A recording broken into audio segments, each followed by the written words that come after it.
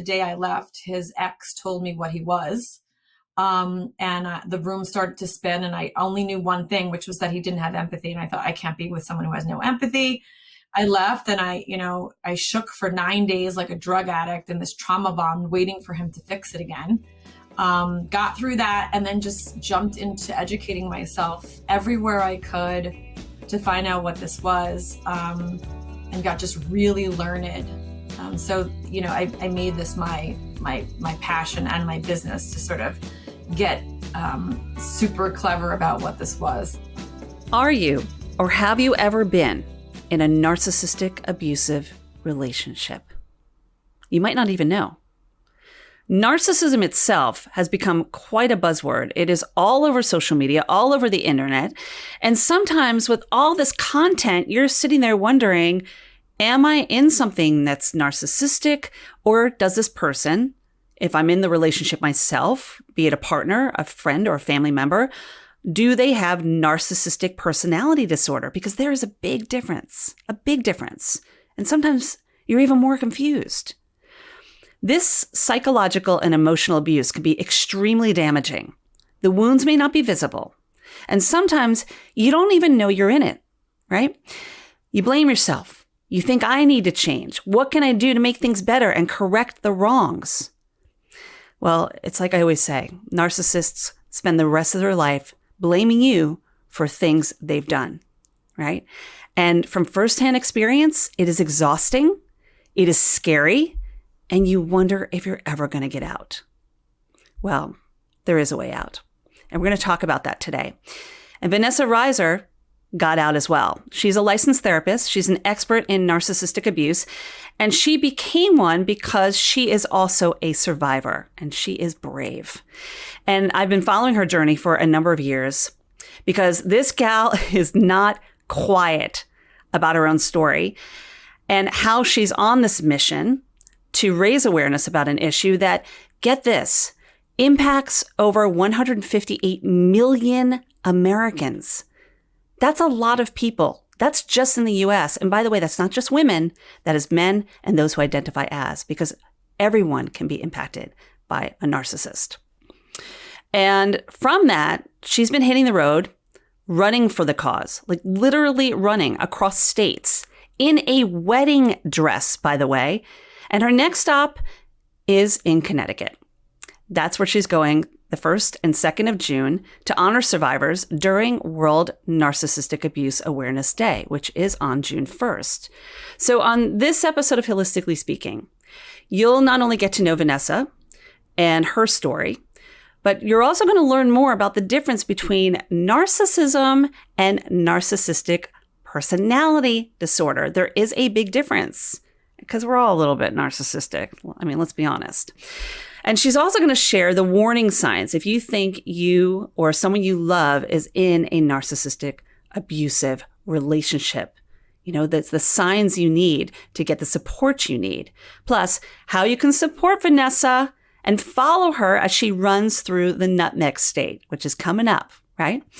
It is time to lace up. It is time to get empowered and run on HIListically Speaking. Vanessa 2.0, that's what we're calling this. We have tried to get together, a couple of years ago and had a little something that came up. We tried to get together the other day and the tech gremlins were not working in our favor, but you are here today. So I'm going to say third time a charm because this is important. I want to hold space for you. And thank you for being here. Thank you so much for having me. So, girl, you are on the run. And you were always on the run. And as a narcissist abuse survivor and also an expert in this area as a therapist, I am fascinated by what you do. I'm fascinated by what you share and the fact that you are hitting the road again, this time in Connecticut, because you ran in New York, you ran in Jersey, and this year it's a Connecticut run for domestic violence or to raise awareness for domestic violence. And I want to hold space for you to share something about that so we can get it out there to the world.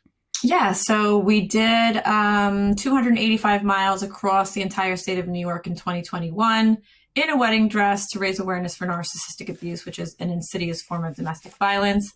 And we did New Jersey last year, which was a lesser run. It was 60 miles. Connecticut is similar. It is only 60 miles. We'll try to do it in 2 days, which is June 1st and June 2nd of this year. June 1st is Narcissistic Abuse Awareness Day. So we are trying to make that the pattern moving forward. We'll try to do Florida next year around Narcissistic Abuse Awareness Day, June 1st again. So this is not something that's just you're a therapist that supports people on their journey to overcome narcissistic abuse. You've been through it yourself. You're also a runner. But the big question I had when I first fell into your social media a couple years ago, first, you're not traditional in the way that you share, which I love that about you, because you're just like, I'm not holding back. Like, this is it, you know? The second thing is that, you know, you're sharing in a way that is so different, and your love of running is one way to do that, to raise the awareness. But like you just mentioned, you're doing it in a wedding dress. Come on now. What's all that about? Like, what makes you want to do that? Were you actually married to where you felt the need to show up for other brides, or what was the reason for the wedding dress? I never married my abuser. We were engaged and due to be married, and that didn't happen, thankfully. So dodged a bullet there. But the wedding dress is something that represents something that they exploit. So this future faking, this fantastical thinking of the white picket fence, and I'm going to give you this, and I'm going to give you that, and all of this promising of the wedding, etc. So it's sort of something they exploit, and it represents that fantasy.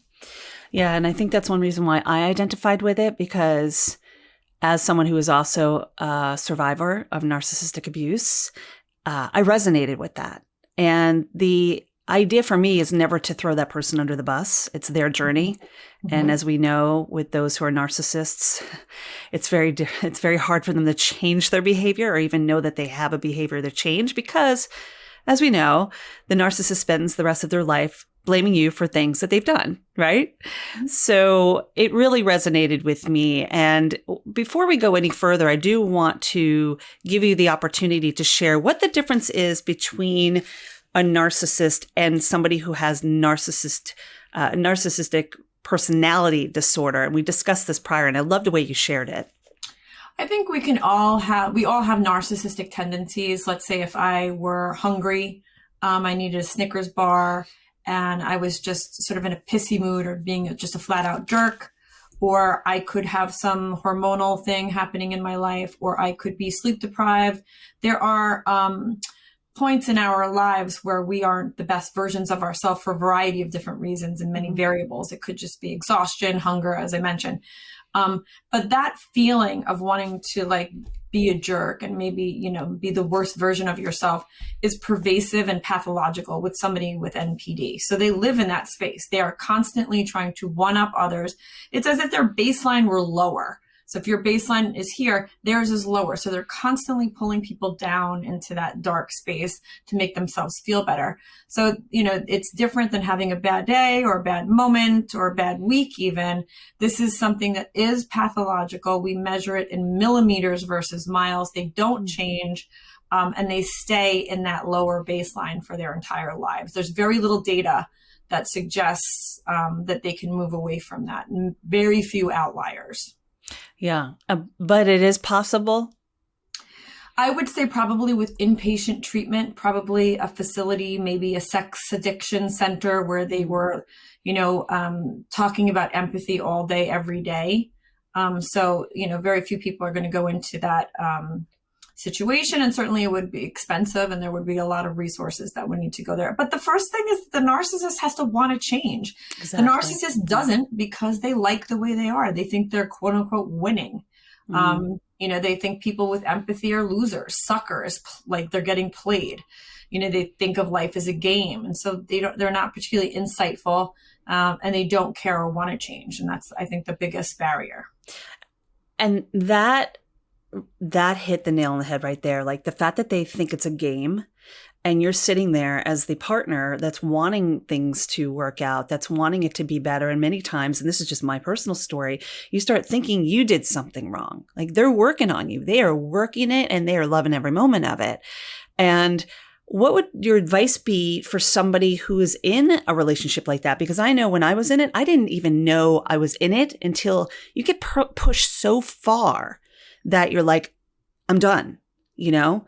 And then when you're out, they're unhinged, you know? Yeah, I say usually it's like 80% getting educated. So you really have to do the work and learn about what this is clinically. Yeah. Because it is very clinical. And then please don't surround yourself with people that say things like, but he loves you, or but your mom is your mom, or please don't do that, because it's only going to confuse you more. You really need to get, support from people that are validating and have gone through it or understand it or willing to learn about it at least. And you mentioned something really important there. You said your mom is your mom, because we're not just talking about intimate relationships. There are so many relationships out there where narcissism exist within the family dynamic too, like having a narcissistic parent. You see that a lot? I do. And this is the worst version, because this is somebody who robs you of your identity before you can even try to get it formed. So at least with me, I was able to remember who I was before the relationship, and I could go find that girl. If you have a narcissistic mother, and you are this pageant kid, or a narcissistic father, and you are this baseball kid or something, you get robbed of your identity really early on. And so it's a very, very big, long uphill battle to sort of even learn who you are, because you have to first unhand this version of yourselves that they made and crafted, and then get busy trying to figure out what really makes you tick, and then, develop and sort of cultivate that. But that's a lot of work. It's also extremely hard for people to accept that their primary caregiver doesn't love them, because the narcissist generally doesn't experience this. So that is, in my opinion, one of the hardest things to overcome is the narcissistic parent. Especially because breaking up with somebody, ending a relationship with a partner is hard enough. To think about cutting the cord and cutting ties with your mother or your father or your caregiver, sometimes we give them, a get out of jail free card in a way, because they are your parent, or you have an unhealthy bond with them. It's a different kind of love bonding, right? I see, the worst, I think the worst is like the trifecta, which is the religious environment where you're growing up in kind of this culty sort of, language around be a good girl, or, be forgiving, and, all of this. So the trifecta would be the religious component, the narcissistic parent, and then it sort of primes you for the narcissistic relationship. So then you have these three things you have to overcome. I see that sometimes, and I think, ooh, we have so much work to do, because that's the trifecta of just, that is a challenge. And I have clients like that too, that have had that kind of upbringing. And it's not necessarily that parent is a bad parent. They are just doing what they've been taught or what they're used to. But it does impact you later in life. And then all of a sudden you're dealing with these child wounds into your adulthood. And that's the kind of partner you attract, or friends you attract. And the thing that I've noticed is when you get out of a relationship with a narcissist, it's very likely to jump into another relationship with a narcissist. So how do you veer away from that? Obviously doing self-work first and getting help before you jump into something else. But what would your suggestion be? I would say boundaries are really important. They become paramount. The other thing is that, we want to be empowered. We want to step into our power. So, I always say in this dating universe that you have to kind of not give up your financial freedom, not give up your job, not give up your hobbies, not give up your friends. And then it really sort of matters not who comes around you. As long as you stay sturdy in those things and you don't become isolated, then, the psychopath can just flit about you. And it really, I mean, short of doing you physical harm or something like that, which would be very hard to avoid anyway, you kind of insulate yourself with being really empowered. So like you do the work to make sure that you alone are sturdy. And then people come around you and they kind of really won't have that ability to harm you the way maybe they would if you were to give up your financial freedom and your job and your friends and your hobbies. So just don't give up those things. Yeah. Well, Vanessa, for you, being that you're a therapist, I'm thinking about things that I've done in my life now working in mental health. It came for me a little later, right? For you, you've been a therapist for a while. You were in a relationship while you were in this field. And I'm just curious, how did that impact you as someone who is working in mental health that kind of got thrown under the bus and didn't even see it? I mean, is there this feeling of, self-doubt in what you do and imposter syndrome when you're like, how did I not see that? Yeah, I kept thinking he was bipolar. I know that when people are manic, their characteristics are parallel to somebody who's narcissistic in that they are rather grandiose, over-sexualized, don't sleep. So I kept thinking that's what it was, that he was bipolar. And I thought, we'll just get him medicated and he'll be fine, bless his heart. And it was not that. But yeah, I definitely got it wrong. And I didn't really throw myself on the sword too much because I didn't learn about this too much in master's program in graduate school. I learned about it on TikTok. So I just kind of, after the relationship, what happened was the day I left, his ex told me what he was. And the room started to spin and I only knew one thing, which was that he didn't have empathy. And I thought, I can't be with someone who has no empathy. I left and I shook for 9 days like a drug addict in this trauma bond, waiting for him to fix it again. Got through that and then just jumped into educating myself everywhere I could to find out what this was, and got just really learned. So, I made this my passion and my business to sort of get super clever about what this was. So yeah, I learned on TikTok. That's fascinating. When you told me that. And there's a lot of great stuff out there on social media. I mean, I just shared something about how social media can really be negative, and we're seeing increasing numbers of the 18 to 32-year-old range that are getting negative mental health impact from social media. But if we use it well, and we monitor ourselves, we can find empowering content. I put out that kind of content. You put out that kind of content. By the way, everyone, follow Vanessa Reiser, teletherapist. I love what you share. You are like, no shit. Like when you put your stuff out there, it is definitely not sugarcoating, not, trying to just be warm and fuzzy. Like you tell it like it is. And I think that's why I was so pulled in and gravitated to you, because I was at a point and I'd been out of my relationship for a while, but you hear these stories every day as therapists and practitioners, and that could be secondary trauma, right? Like we have to build ourselves up in a way. So I just want to remind folks that we're talking to Vanessa Reiser. She is a therapist. She's also an expert in narcissistic abuse. She's a survivor herself, and she is running for the cause, which we're going to get to in a second. But one thing I want to talk to you about is safety. Okay. This is another question I had that came up. I'm like, how do you know that your abuser, once you get out of it, because they're just unhinged once you take the control back, is not going to go to that level?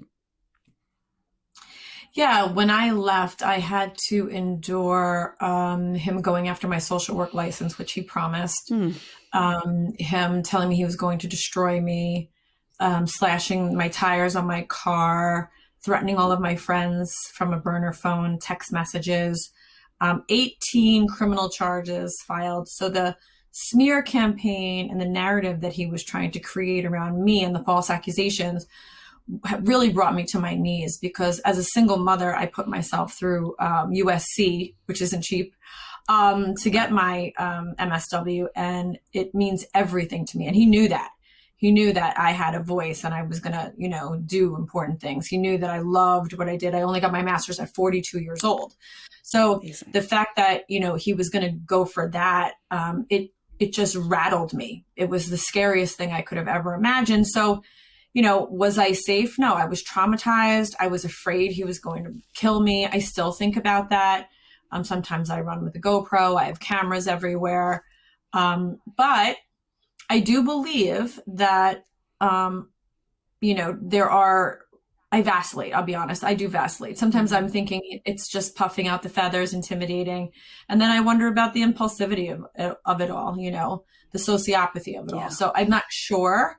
But I can't not do the work. I can't not support all of the victims that are suffering in silence because they are in the judicial system and they can't speak out because their children will be harmed. So because I don't have to co-parent with this monster, and because I am a clinician, I feel I have no choice but to just sort of march forward.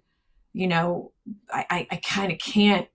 My son one time was like, why don't you just cut it out? I'm like, I can't. Everybody needs me to do this work. Yeah. I mean, in this work, in this field, there are so many empaths, right? And our world is to serve others, you know, but there's a point where even with clients, we have to have boundaries, right? But when you're talking about your own personal safety and boundaries, especially as a mom, a single mom, I can only imagine the level up there is there. And your story probably is one of many of your clients. Yeah. My clients really suffer. I mean, some lose their children to an abusive monster. Some end up in jail. They lose their careers. They really lose everything. It's sort of like a dark night of the soul, a rebirth. So, you know, I feel fortunate compared to some of the stories I hear. I mean, the things I hear are just, you know, like real nightmares. Yeah. So yeah, I feel blessed. So I use that power that I feel I have to sort of bolster everyone else up. So before we go any further, I just want to mention to those listening, it doesn't have to be narcissism. It doesn't have to be labeled as something specific. You don't even need to know exactly what it is. If you are in an unsafe environment, if you are in a place where you feel that there is any kind of abuse, verbal or physical, on you or those that you love around you, your family, I'm going to put some links for you to be able to find support. Of course, you can always reach out to myself or Vanessa, and you know, just do not feel that you're alone. I think that is the most important thing, is to know that there are others that are going through this. But even if there weren't, if you're going through it, that's one more too many, right? So yeah, and I think, you know, I just want to add, this is a really good point. The part about the social media, I often think about the days of yore where there wasn't, you know, the internet, and people did have to suffer alone, you know, like the Salem witches and whomever was maybe, you know, getting involved in reactive abuse and was, you know, having to do this in a vacuum where people really had no idea what was happening to the victims that were suffering. So I think that there's a lot of communication and conversation and dialogue occurring that is so important for people to become empowered. So it may seem like, you know, oh, you know, Vanessa learned about this on TikTok, but okay. And we're talking about it now. Yeah. You know, and that's all that matters. And definitely don't poo-poo it, because the amount of stuff that I do see on social media, if you're scouring through the right kind of content, if you're looking for help, you will find it. You know, hashtag whatever, you will find it if you need support and help. There's so many of us out there. There's so many therapists and doctors and practitioners and people sharing. Basically, anyone is sharing their expertise and knowledge. Just make sure that if you are surfing, that you're finding someone who actually is an expert in the field, because not everyone could be, you know, WebMD, you know? Right. So it's not about diagnosing. It's about taking care of yourself and getting the help you need. That's the most important thing. So before we wrap things up, I want to talk about the race again a little bit. You have this race. You're doing less miles than you did in New York, and you're going from Massachusetts down to the New Haven area. What was your choice for Connecticut? I guess the tri-state area, right? Completing that. And What, from going from Massachusetts down, is there any reason why you're making a choice? We were kind of partnering with my girlfriend, Christine, who really specializes in the coercive control part. And that was the reason why we wanted to do her state. Yeah. I'm also licensed in Massachusetts, so we could ultimately do Massachusetts. I think we're going to try to do Florida, where I'm also licensed next year, and then probably, come back up to Massachusetts the following year. I'd love to do the nation, but I would need a sponsor for that. So if anyone's listening, we're looking at a $60,000 nut or more. But I mean, those are the things that we're talking about. And ultimately, I'd love to, do relay runs and hand this over to others so other people can run certain legs of it. Mm-hmm. I know that people will be joining me in person across Connecticut, but also virtually. And if you want to share your stories with me and I can post them on social media, I'm happy to do so. Just let me know if you want your privacy protected, because I know a lot of people are dealing with domestic violence issues. So just sort of let me know if you want me to share any part of your story, if you want to run in a wedding dress or run without a wedding dress or whatever you want to wear. I mean, it's fine. Share with me and I'll try to get the word out. I love that. And you are actually going to be running in a dress, but you're also going to be having this on Strata. So people can follow you if they're not out even in Connecticut or can make it. Like, I'm not even in the area, but I would follow you, support you. And then you never know. I mean, I can see it, Vanessa, being like a couple years from now, it's going to be like Forrest Gump running across the country, people behind you. You just don't stop and say, I'm done running now. No, I got to keep going. Yeah. So we're going to be live on Strava. Yeah, Strava. So if you get the app, you can follow me live, which means you could locate me at any point, pull up and have a little run with me. People did that in New York. It was really, really, it really did boost my mood. Mm-hmm. So don't be shy. If you are in Connecticut and you want to pop over, it really means a lot to me. Just say hi along the way.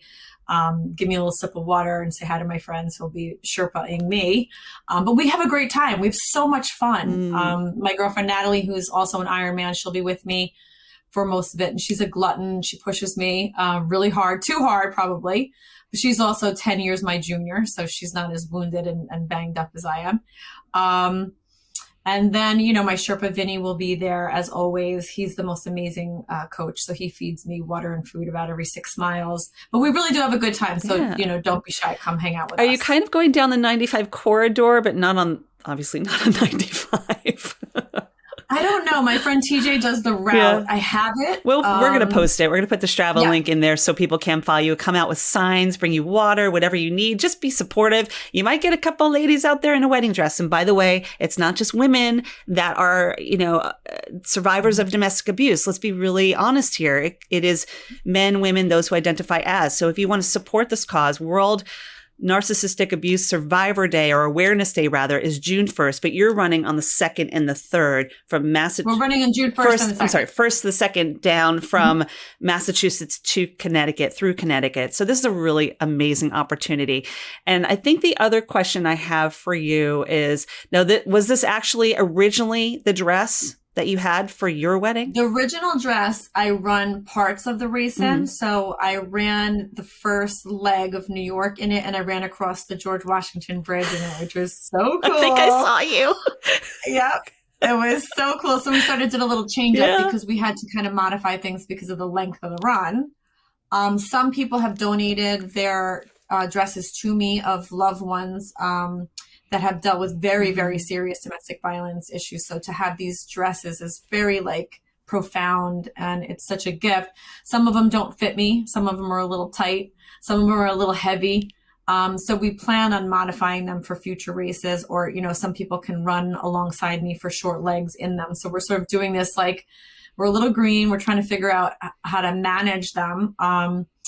But for the most part, my friend Barry did modify a lot of the clothing to be supportive of, chafing and the rest. So we have to be careful because I have to also not get injured along the way. Right. And it's hard enough to walk and dance in a regular wedding dress. I can't even imagine running anywhere from 40, I'll say even 4 4 miles up to 200 plus miles. But, there's another cool thing that made me think of is people donating all these dresses. There are organizations as well, like if these dresses don't work and you don't wind up using them, where you can donate the dresses to these nonprofits for people who can't afford dresses or are terminally ill. And I did that with mine because I'm never going to wear it again, right?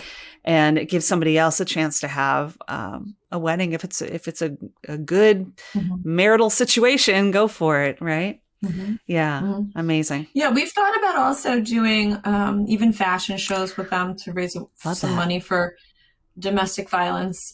We've thought about when I left my abuser, he bleached all my clothing. I thought about doing a fashion show in some of the bleached clothing. Because sometimes these visuals, as I mentioned, the wedding dress of a woman who, let's say, was murdered, they have a very profound effect. People, when they see the physical representation, something about this it is so impactful. Yeah. People send me these things, these beautiful dresses, gowns in, Home Depot boxes, and they come through with these stories. And it's like, it is extremely heavy to see this visual representation of this day and this fantasy. It's an interesting and impactful thing, the physicalness of the gown. It's taking your power back too. Like I think about the fact that all of these things that were done to you did not stop you. While you were saying earlier, you can't live in fear. You're not going to give up your license. He made every effort to ruin you. And here you are like, you can't stop me, dude. Like you cannot stop me. And I think the more we support each other in sisterhood and brotherhood, really, on this cause, the more the power comes back to us anyway, Yeah, and that's the gift. You really have to step into your power, and it's scary. Yeah. But like you said before, you're not alone. There are so many people who have endured this, who are enduring it, who have come through on the other side. And it is so much better on the other side. That's the other thing. It's scary at first to go through that rebirth, but it is so much better. Yeah. Amazing. You're incredible. We're going to share everything about the race on June 1st and 2nd, going through Connecticut, your third time doing this. And it's going to be, like I said, this is in honor of those who have been victims of domestic violence, including narcissism, or narcissistic abuse, because it is World Narcissistic Abuse Survivor Day on June 1st. And I think you're incredible. You're absolutely incredible. We'll share everything about you because I want people to connect with you, the teletherapist. What you share on social media is great. It's empowering. It's inspiring. You're definitely doing it your way. And I love that. So, well, we do the therapist self-disclosure. So TSD. Is something that, myself and the clinicians who work under me that are trained in the narcissistic abuse and who they themselves have been victimized, we really like to share parts of our stories because our clients really, really, need that validation. So to the extent that we can, we do share parts of our story with them. That's great. Love it. So before I let you go, I want to do a quick rapid fire with you of the words that I wrote down during this conversation. Okay. You kind of know what's coming, but you don't really know what's coming. All right. So this is a first word that comes to mind that I will throw out there, possibly a word you said during our conversation, and just come back with the first thing you can say. Okay. Here we go. Boundaries. Everywhere. Trauma. Everywhere. No joke. Empathy. Need. Bride.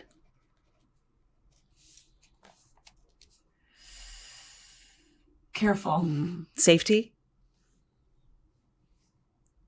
Imperative. Love. Important. Runner.